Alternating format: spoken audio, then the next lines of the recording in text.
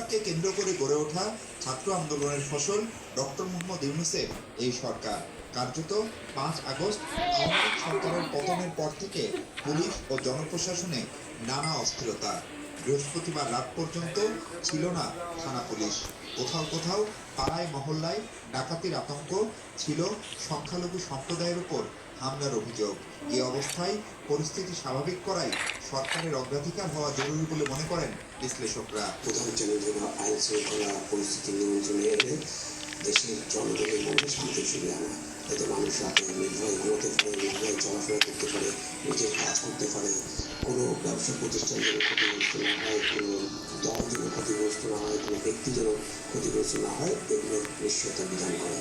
একটা ঘটনার জন্য এরকম না ঘটে, এবং বিশেষ করে যারা মাইনরিটি কমিউনিটি আছে সবাই কিন্তু একটা আস্থাহীনতায় ভুগছে, যার ফলে খুব জরুরি হচ্ছে এই আস্থাটা ফিরিয়ে আনা, এবং এটাকে 1 নম্বর প্রায়োরিটি দিয়ে এখন এটাকে অ্যাড্রেস করা উচিত। সেই সাথে আছে নানা চ্যালেঞ্জ, বিশেষ করে প্রশাসনিক সংস্কার, পুলিশের ভাবমূর্তি পুনরুদ্ধার ও আন্তর্জাতিক সম্প্রদায়ের আস্থা অর্জন।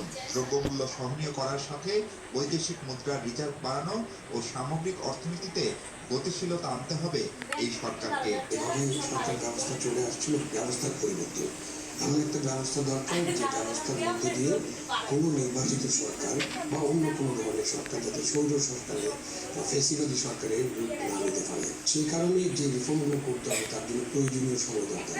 আমি মনে করি এই সরকার কমপক্ষে 1000 দিন থেকে এই কাজগুলো করা দরকার।